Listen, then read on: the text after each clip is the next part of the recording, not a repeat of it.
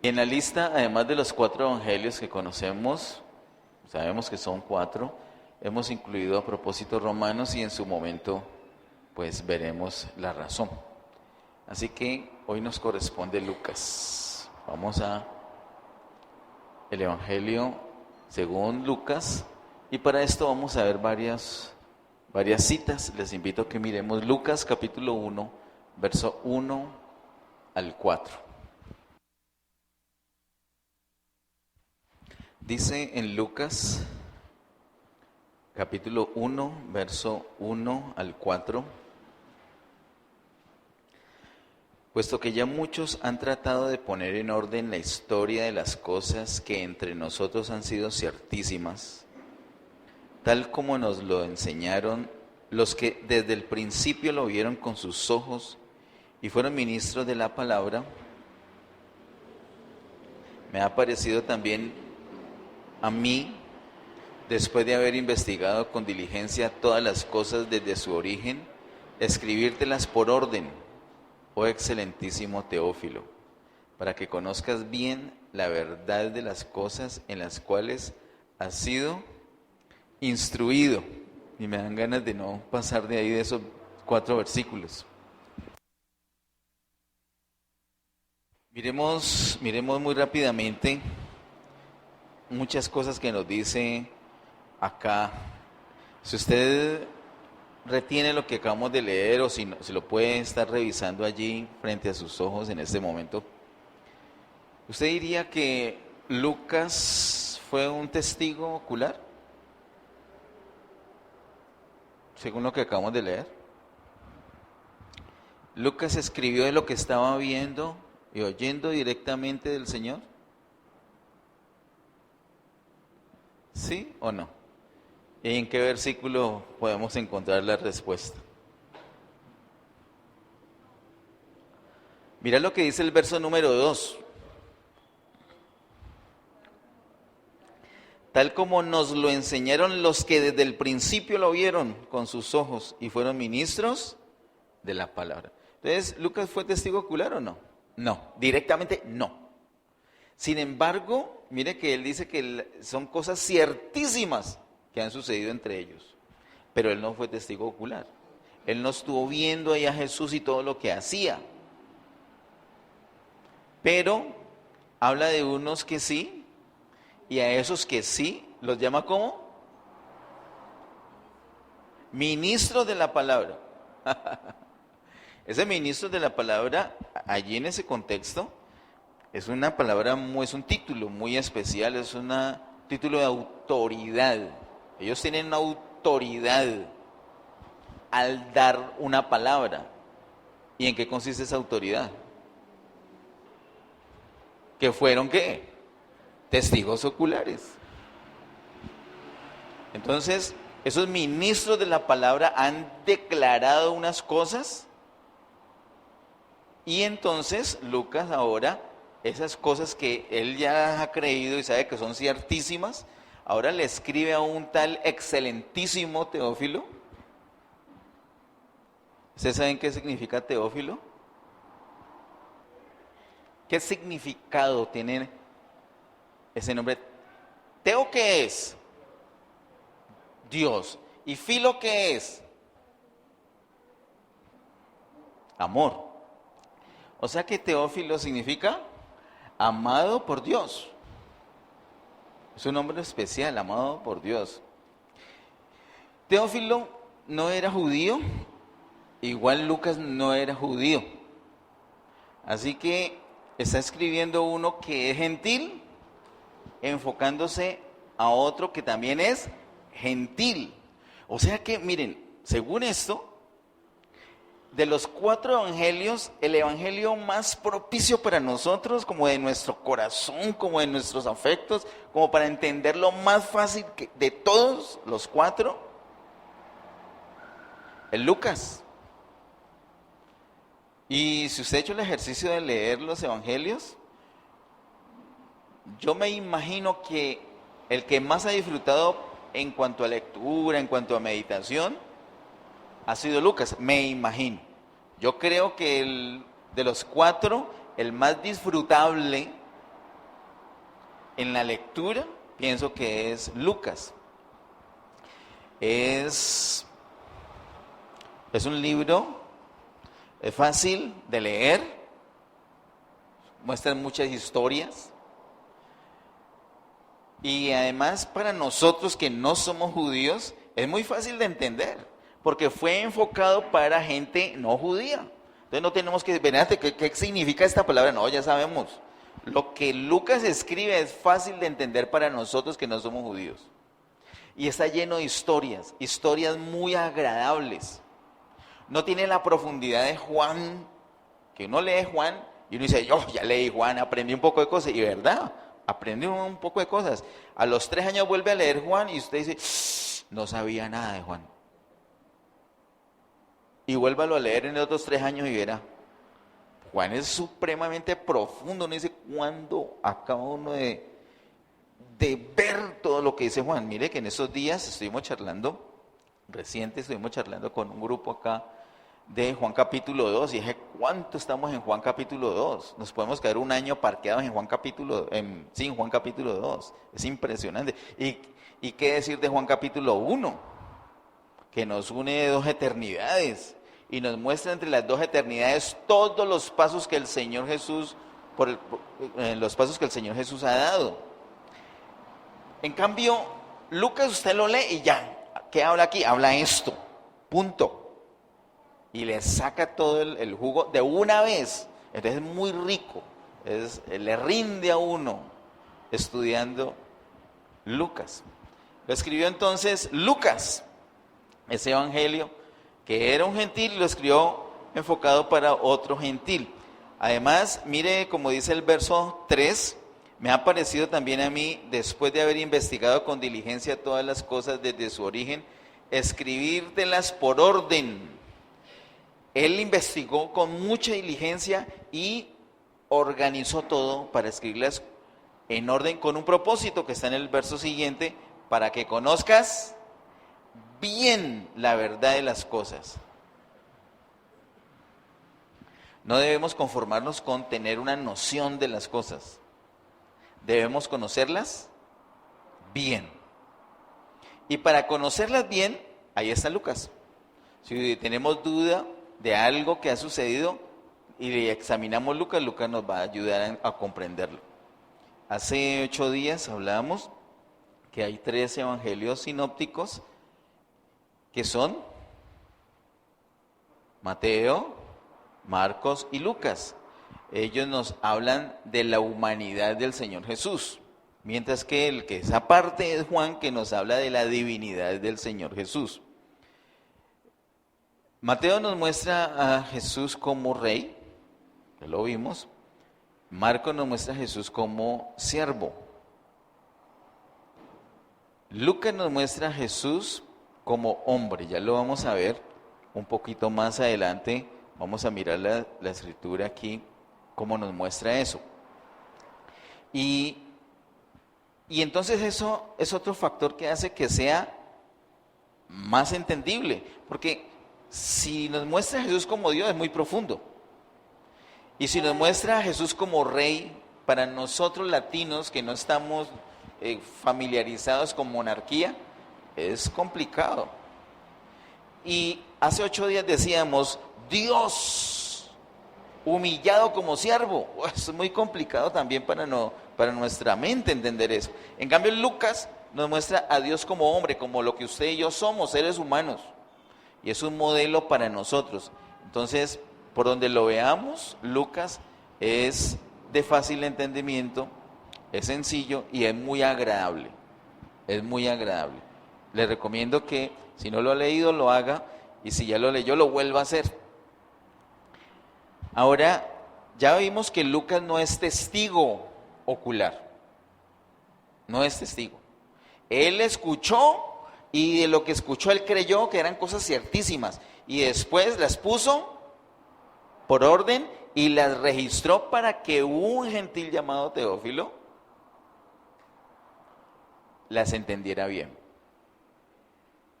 Así que él tuvo que escuchar de alguien y tuvo que recibir de alguien. Así como vimos hace 8 días que Marcos escribió de lo que aprendió ¿de quién? de Pedro. Pues ahorita vamos a darnos cuenta que Lucas de quién escribió. Además de ese evangelio, Lucas escribió el libro de Hechos de los Apóstoles. Hechos de los Apóstoles, ese precioso libro, fue escrito también por Lucas. Y mayormente de qué persona, pues además del Señor, de qué persona nos habla Hechos, del apóstol Pablo. Entonces ahí vamos viendo una influencia grandísima que el apóstol Pablo tiene sobre el ministerio de Lucas. De hecho, fue la referencia que tuvo Lucas para escribir en su evangelio. Lucas escuchó de Pablo, recibió de Pablo y escribió. Igual que hizo Marcos con Pedro. Uno mira que la aparición de los libros en la Biblia es así, y uno diría, no, pero es que Lucas escribió antes de que Pablo se diera cuenta de las cosas. No, no fue así. No fue así. El que se dio cuenta de todas las cosas, del paquete completo llamado de evangelio, fue Pablo. Él es tremendo, un solo hombre poder contener eso, impresionante. Y él, Pablo, recibe esa revelación y empieza a hablarle a los discípulos, a los apóstoles, y de ahí en adelante es que ellos empiezan a escribir. Así que, bueno, Lucas recibe entonces de parte de Pablo, y por eso él podía escribir ese libro de Hechos. En Filemón, capítulo 1, pues solamente es un capítulo, verso 24, Filemón, verso 24, es lo correcto decir. Miremos.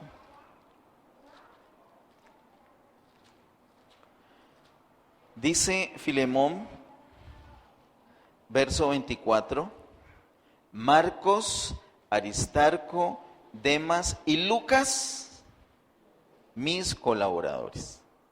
Así que está ahí pegadito Lucas con el apóstol Pablo. Y sin ese bochornoso incidente que hubo con Pablo y Bernabé, ¿cierto? Que lo vimos hace 8 días. Miremos 2 Timoteo 4:11. 2 Timoteo, capítulo 4, verso 11, dice: solo Lucas está conmigo. Toma a Marcos y tráele contigo, porque me es útil para el ministerio. Pero mire cómo empieza ese versículo. Solo Lucas está conmigo. Inseparable. Inseparable Lucas. Inseparable del apóstol Pablo. Y miremos Colosenses 4:14. Colosenses 4, verso 14. Os saluda Lucas. Y después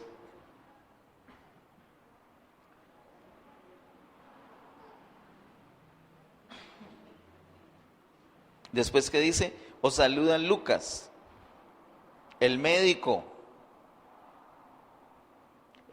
amado. Os saluda Lucas, el médico amado, y Demas.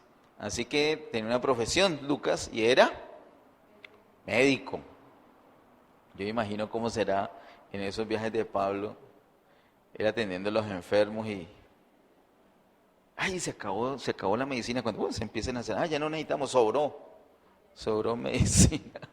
Yo me lo imagino a él determinando, ¿le aplico esto o oramos? No sé, ¿qué hacemos acá? Debe ser algo muy especial, muy, muy fascinante. Y lo importante que es, como nosotros lo hemos podido disfrutar acá en la iglesia, con la hermana Ángela y otros hermanos, sobre todo hermanas, esa parte médica, no solamente para la atención con la ciencia, sino, por ejemplo, para saber cómo orar, más específicamente. Ha sido muy útil.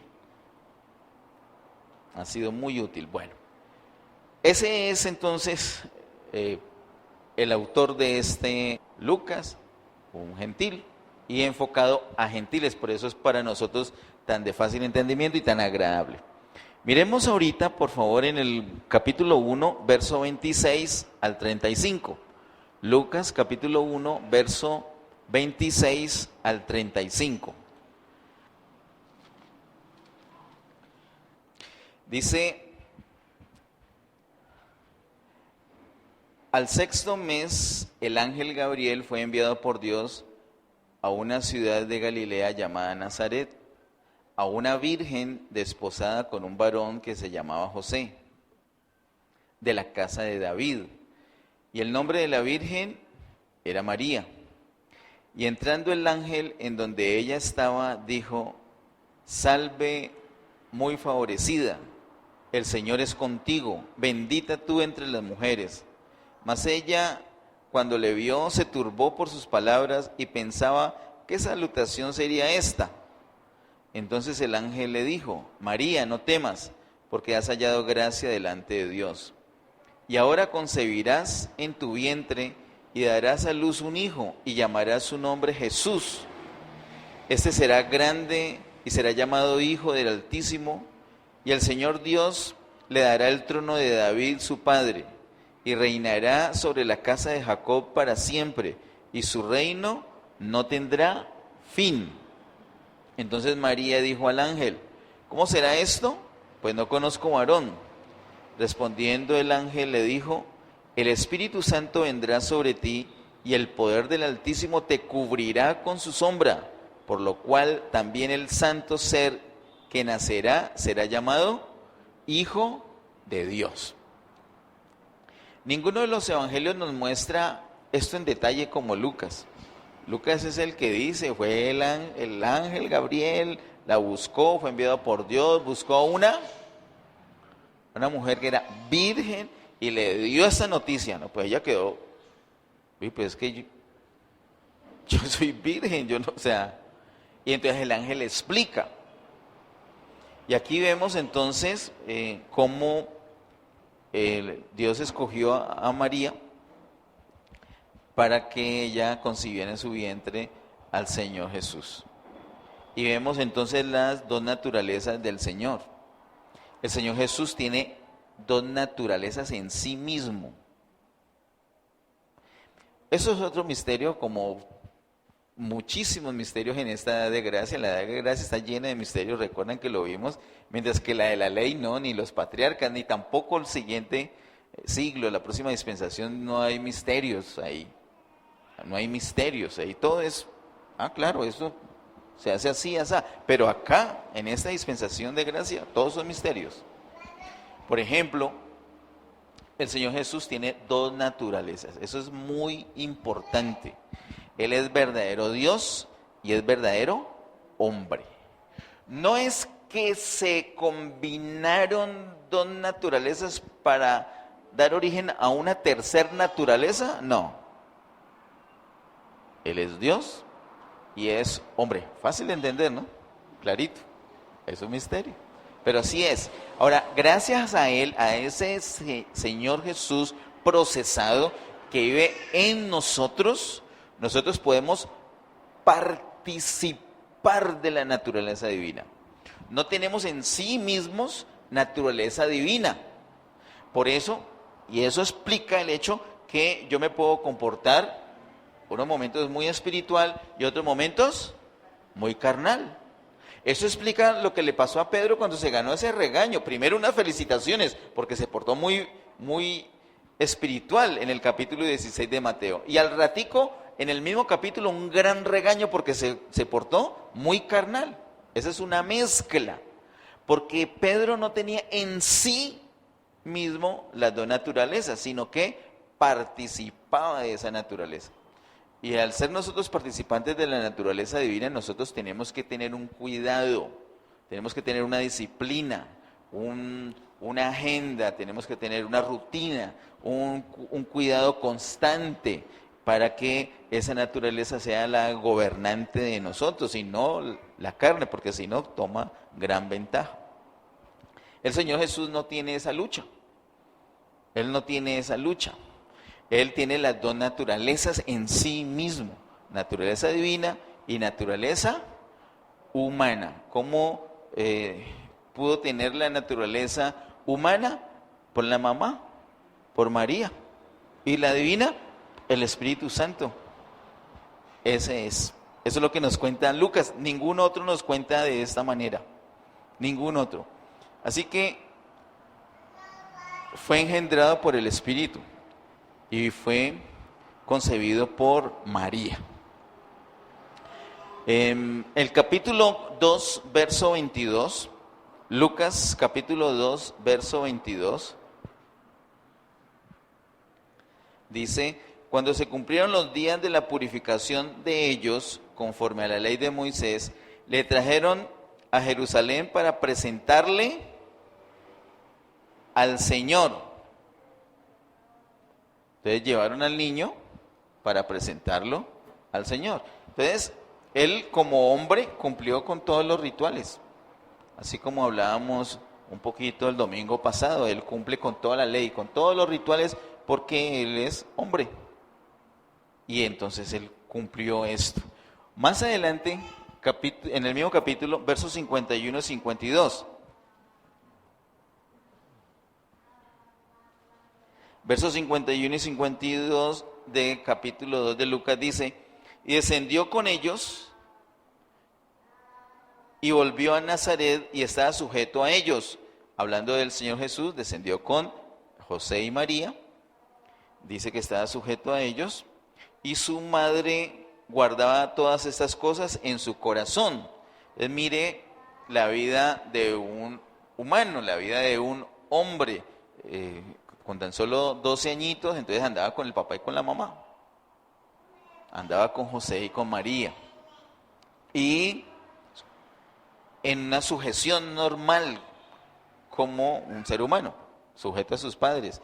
Y más siendo enseñado en Israel, pues era normal esa sujeción. Y luego dice el verso 52 algo muy especial: y Jesús crecía en sabiduría y en estatura y en gracia para con Dios y los hombres. Mire esa manera como el Señor Jesús crecía, se desarrollaba de una manera integral. ¿Cuántos aspectos menciona Lucas en el verso 52? Dice: crecía en sabiduría, 1, en estatura, 2, en gracia para con Dios, 3, y los hombres, 4. ¿Cierto? Lo normal, como un ser humano. Y este ser humano, Jesús como hombre, es un modelo para nosotros. Todos los que estamos acá, por ejemplo, tan lindo ver a Pablito todo concentrado en esta palabra. Un jovencito como Juan Pablo, como Juan Sebastián, como todos los niños que están acá, tienen que mirar este ejemplo del Señor, porque el Señor es un ejemplo para todos los seres humanos. Él es el hombre por excelencia. Y el crecimiento de un ser humano tiene que ser un crecimiento integral. Los padres podemos cometer un error terrible, de hecho lo cometemos, y es que si nuestro hijo o nuestra hija está creciendo físicamente, está todo bien, todo está bien. Pero cuando tiene un problema de crecimiento, cuando lo vemos muy gordito, muy flaquito, ahí sí decimos: ay, que nos va a tocar ponernos a orar o mirar, revisar lo que está sucediendo, hacerle un chequeo. Pero el crecimiento físico solamente es uno de los aspectos.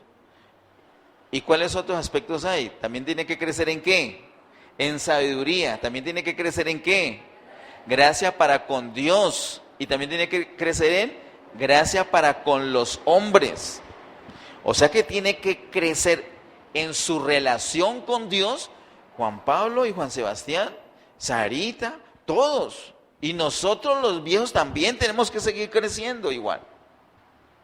Pero los niños no solamente que está sano, no tiene, está todo bien, sí, todo bien. ¿Se bañó bien? Sí, se bañó bien. Y ya, no. ¿Se bañó bien? Sí. ¿Se cepilló los dientes? Sí. ¿Oró? Sí. ¿Adoró? Sí. ¿Fue a la iglesia? Sí. ¿Se quedó dormido en el culto? ¡Qué mal! O sea que en la prédica se puede dormir y en el colegio no, en el colegio sí. No, ¿cómo se duerme en el colegio? En la iglesia sí, duermas. Al fin y al cabo, no podemos, es un desequilibrio y después vienen los líos.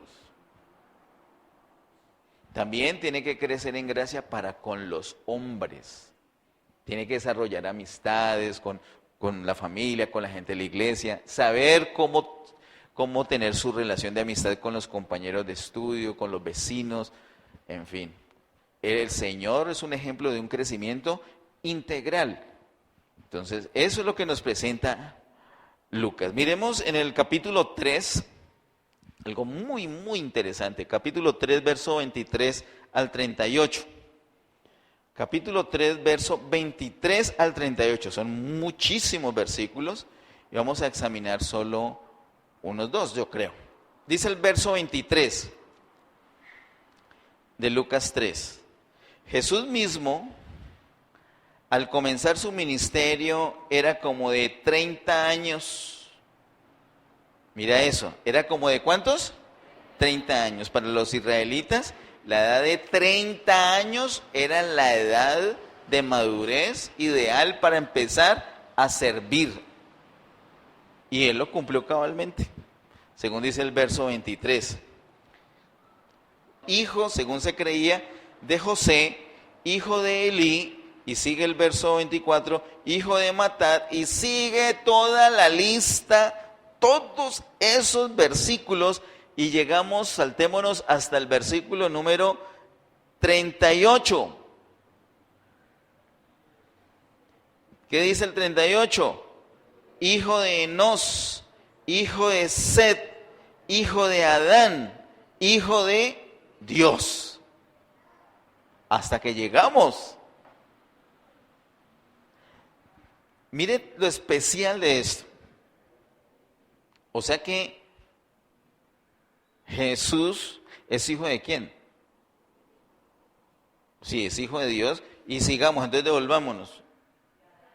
Hijo de Adán, hijo de Set, hijo de Enos. Y sigue hasta que llegamos a José, como se creía, ¿cierto? Entonces vemos, hay una cronología aquí muy especial, ¿cierto? Nosotros vimos que Mateo nos muestra que Jesús es rey. Entonces, cuando va a hablar de la familia, ¿con quién arranca? Mateo, ¿con quién arranca? Con Abraham. Con Abraham porque fue el primero del linaje llamado. Pero aquí, ¿cuál es el primero que es mencionado? Pero el primerito en la lista, sí, el primero que es mencionado es José, pero el que encabeza toda esa lista de la familia es Adán, mostrando que es hombre. Ahí está mostrando todo el linaje creado desde Adán. Y mire que había 3 posibles líneas. Con Adán tenía 3 posibles líneas. Una de Abel, una de Caín y una de Set. ¿Por qué no fue de Abel? Porque murió, tuvo un accidente, o por lo menos pareció un accidente. Nadie dio razón de él. Al que le preguntaron dijo, yo soy guarda de él. No dio razón. Murió sin hijos, ¿cierto? Caín sí tuvo hijos. Y vemos esa descendencia de Caín en el capítulo 4 de Génesis, entretenidos con cosas muy especiales, pero ninguno en el propósito de Dios. Ojalá que ninguno de los que esté aquí enfoque su vida a entretenerse en cosas muy especiales, pero no en el propósito de Dios. Usted mira el capítulo 4 de Génesis y dice, esta gente tan brillante, pero ninguno en el propósito de Dios. En el capítulo 5, gente más sencilla. Y uno dice, esta gente se pasa de sencilla, ya es ordinaria esta gente, pero todos en el propósito de Dios. para nuestra vista ordinaria, pero para la vista del Señor gente valiosa, al punto que le contó sus días a ellos, le contó cuántos años duraron.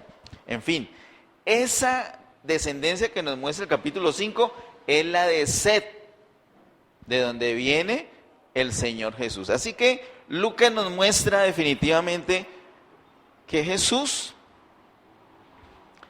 es hombre.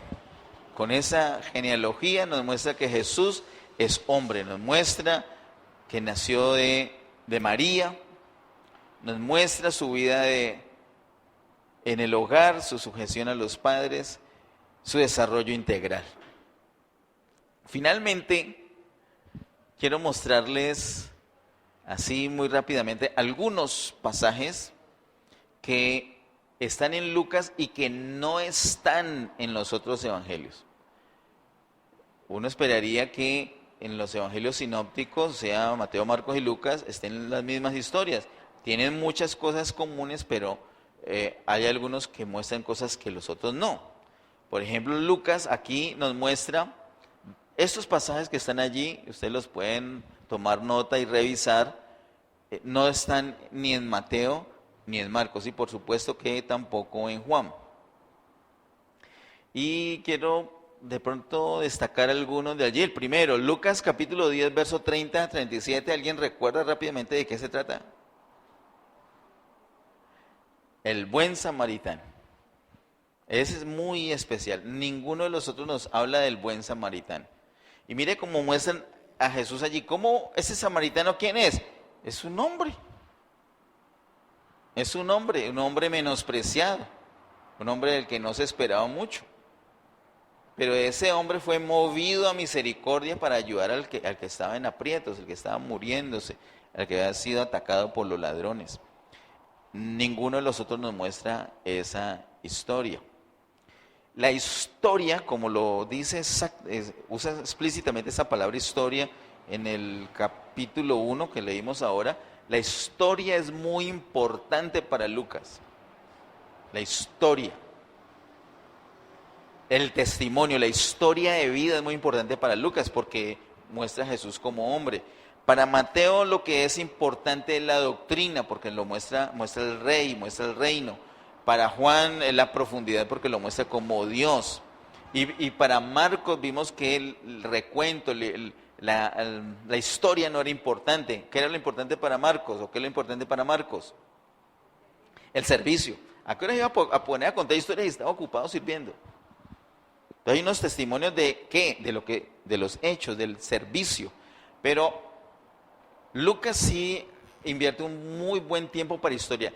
Varias narraciones de Lucas uno podría ponerle como título Historia del hombre. Esta parábola del buen samaritano uno le podía poner Historia del hombre. Hay 3 parábolas que están en Lucas capítulo 15 del verso 3 al 32. A todo ese capítulo 15, donde hay 3 parábolas, uno podía ponerle un título, Historia del hombre. ¿Recuerdan esas 3 parábolas? La primera, Lucas capítulo 15, versículo 3, ¿sí? Donde dice, entonces él le refirió esta parábola. Esa oveja perdida, ¿quién es esa oveja perdida realmente? El hombre. Esa es una historia del hombre. Y luego hay otra parábola, ¿cuál? ¿Dónde está? En el versículo número 8, ¿cierto? ¿Qué parábola es? Se le pierde una moneda y la encuentra una mujer, ¿cierto? ¿Y esa moneda quién es? El hombre. La historia del hombre. Y luego viene otra parábola.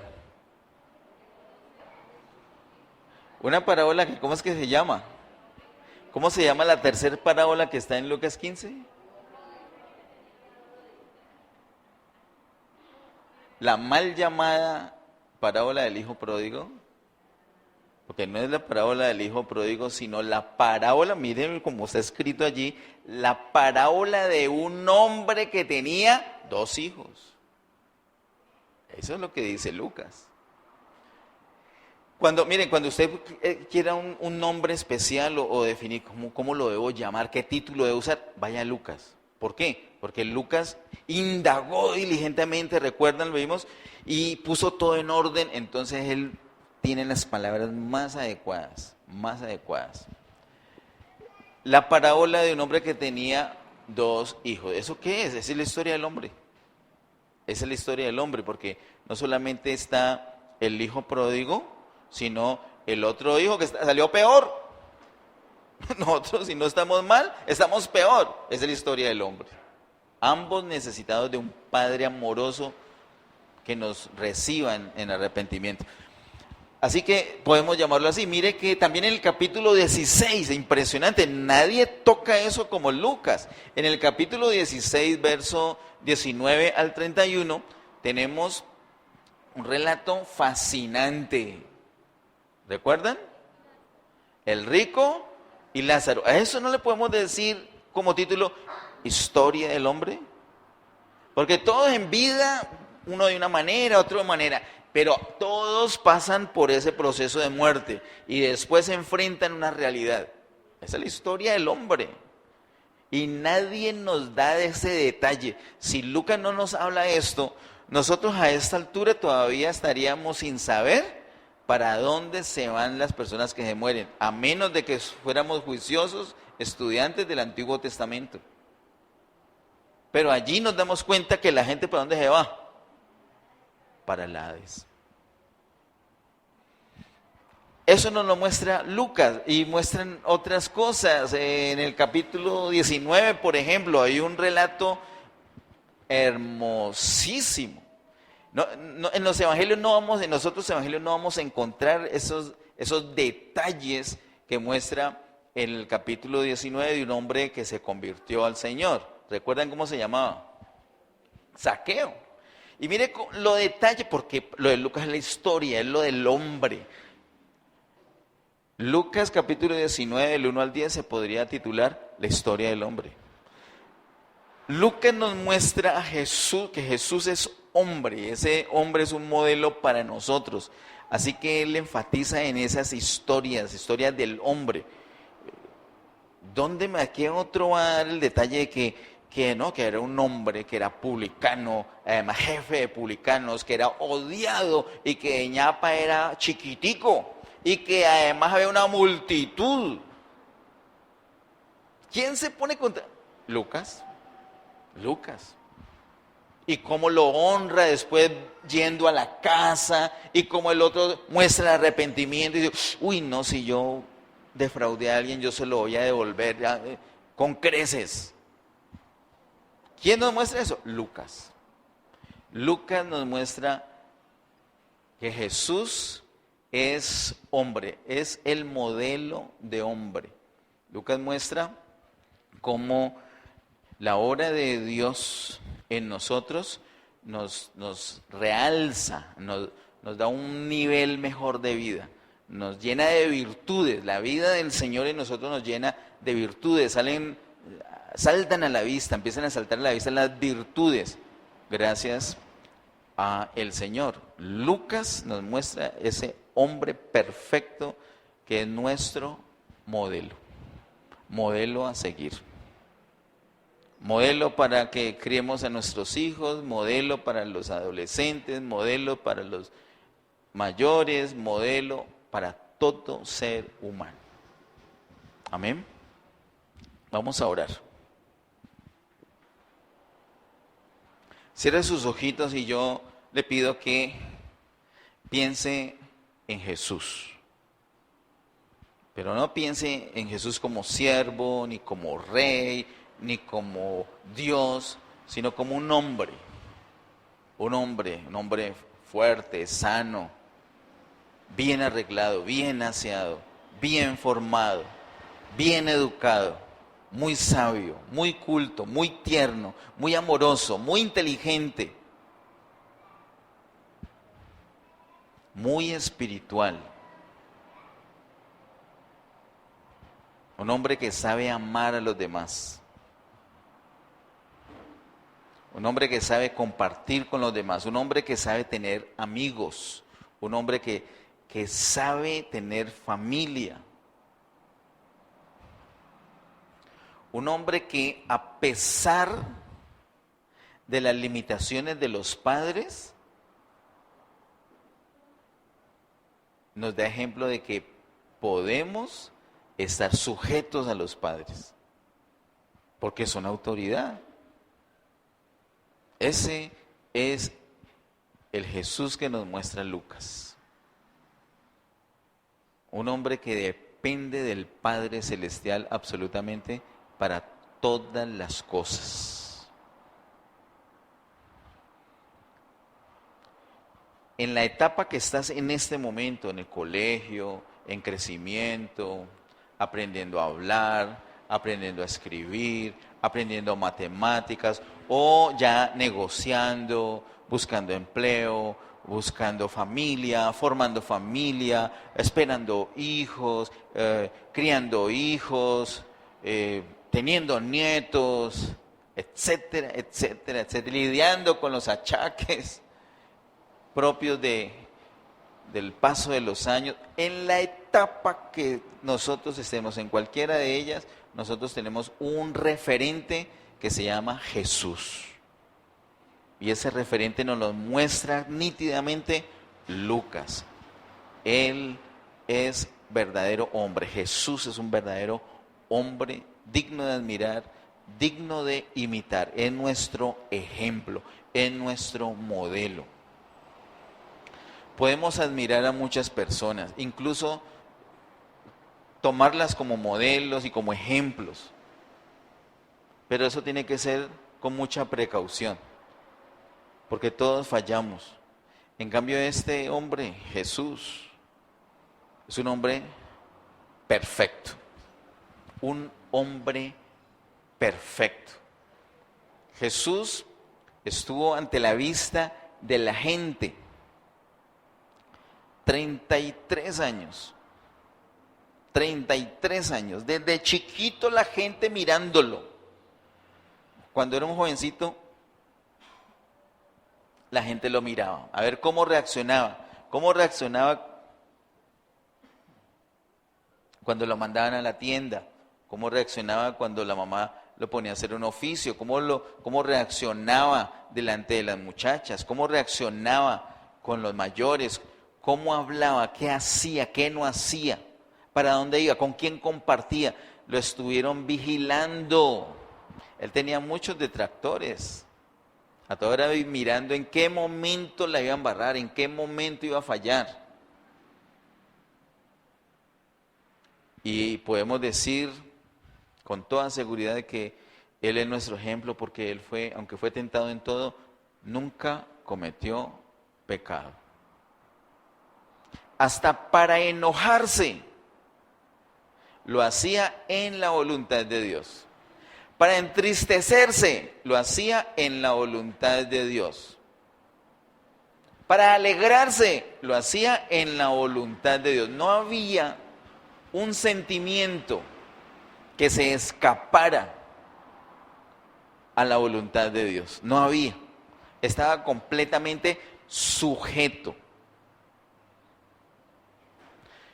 Miren, si nomás tuviéramos el Evangelio de Juan, o de Mateo, o de Marcos, y no tuviéramos Lucas, nosotros podríamos pensar que no se puede ser un ser humano de semejante estatura, un ser humano con semejantes virtudes, pero Lucas nos muestra que sí es posible.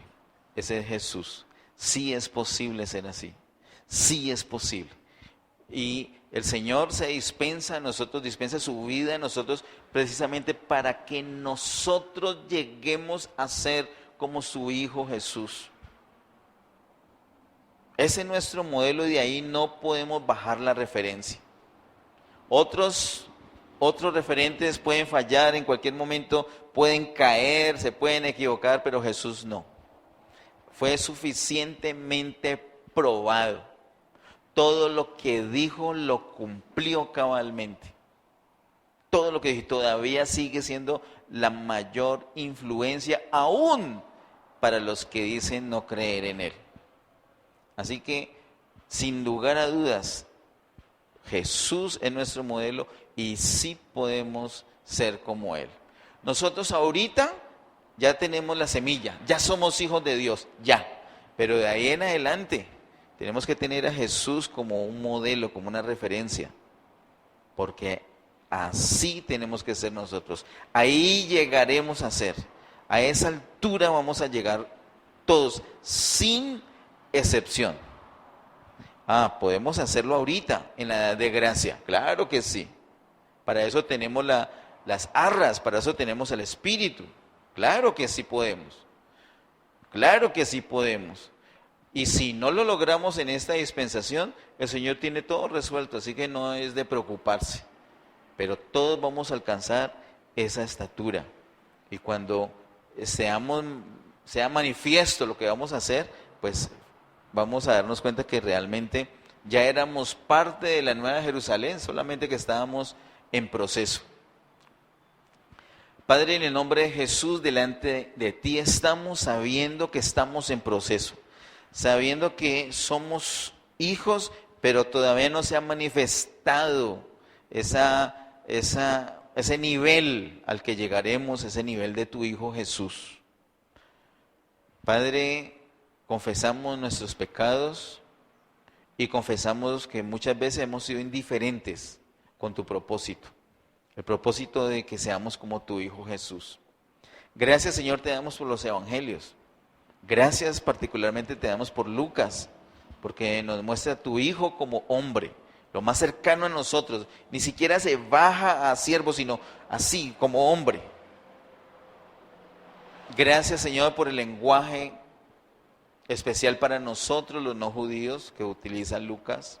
Gracias por esas historias maravillosas, preciosas, que nos enseñan, que nos ayudan en la crianza de nuestros hijos, nos ayudan en el uso de nuestros recursos, nos ayudan a enfocar bien nuestros sueños, nuestra visión.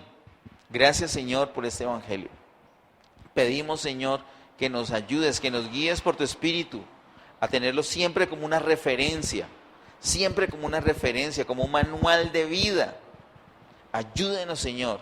Oramos que nos llenes de ti, que impartas tu vida a nosotros para poder ser como tu Hijo Jesús. Ese es tu deseo, y si es tu deseo, es el nuestro. Es nuestro deseo llegar a ser ese verdadero hombre que es Jesús. Ayúdenos, Señor, en nuestras relaciones en casa, relaciones con nuestros amigos, compañeros de estudio, trabajo, vecinos. Ayúdenos, Señor, a conducirnos con sabiduría. Ayúdenos a crecer, Señor, espiritualmente. Ayúdenos, Señor, a tener una buena vida social. Ayúdenos, Señor, a relacionarnos adecuadamente con todas las personas. Ayúdenos, Señor, también en nuestra parte física.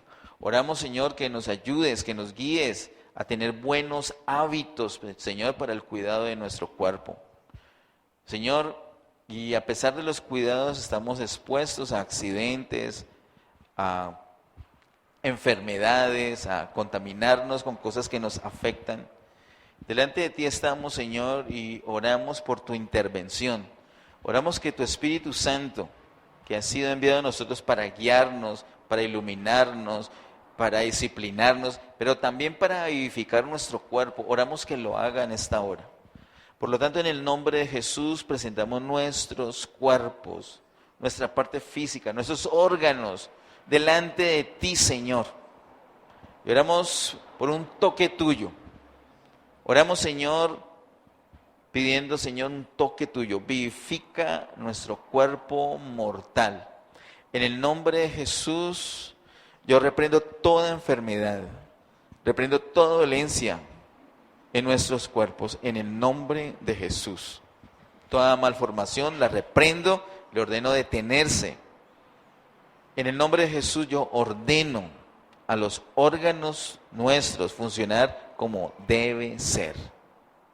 Declaro un vigor una vitalidad, una armonía en nuestros cuerpos, en nuestros órganos, en el nombre de Jesús. Bendecimos el fruto de ese vientre en el nombre de Jesús. En el nombre de Jesús. Está protegido, está rodeado de la presencia de Dios y lleno de la presencia de Dios, en el nombre de Jesús. Nos acordamos ahorita también de la hermana Marta. Oramos, Señor, que tú la bendigas de una manera especial.